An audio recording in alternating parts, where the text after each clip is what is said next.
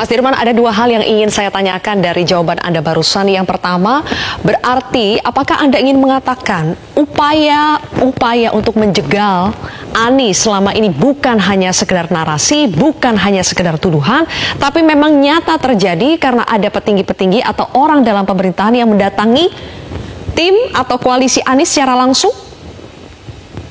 Saya menjadi saksi, saya mengalami dan saya mendengar cerita itu. Bahkan sampai ini ada seorang menteri yang terus-menerus melakukan kampanye bahwa Anies tidak akan bisa maju karena dia akan kena perkara hukum, dan karena itu dia bersiap untuk menjadi penggantinya Anies, sedang mendekati terus-menerus satu partai politik.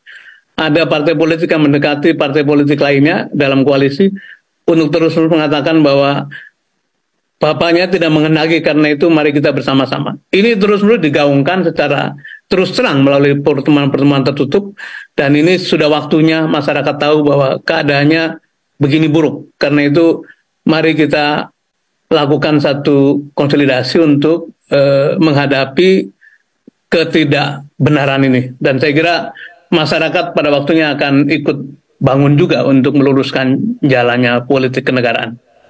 Mas Dirman, secara spesifik yang dimintakan itu apa? Anies diminta mundur dari pencapresannya? Tentu saja tidak bisa meminta Anies mundur, tapi partai tertentu diminta tidak bergabung atau diminta untuk mundur dari koalisi, atau bahkan Pak Surya Paloh kurang lebih dikasih pesan untuk merubah pikiran supaya tidak lagi mencalonkan Anies. Begitupun dua partai yang lain dengan pendekatan yang berbeda-beda, seperti kita juga tahu di media, itu bahasanya bahasa untuk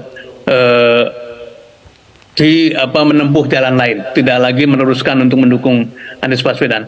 Tapi yang saya syukuri adalah dalam serangan yang begitu gencar, dalam eme-eme yang begitu besar, dalam tekanan yang begitu besar itu, ketika partai politik bukannya malah surut tapi malah makin kokoh. Dan itu juga akan terus diperkokoh karena gerakan relawan di lapangan itu makin hari makin solid, makin kompak. Dan insya Allah acara tadi siang adalah satu titik, satu milestone penting bagaimana mengkonsolidasikan kekuatan relawan yang pada waktunya akan digabungkan dengan kekuatan partai-partai. Mas Dirman, saya kira tadi juga ada satu deklarasi yang sangat menarik, yaitu relawan dengan lantang mengemukakan dukungannya kepada seluruh partai pendukung dan partai pengusung, yang itu merupakan satu bentuk dari sinergi antara relawan non partai dengan partai politik yang akan mendukung dan mengusung dari proses ini.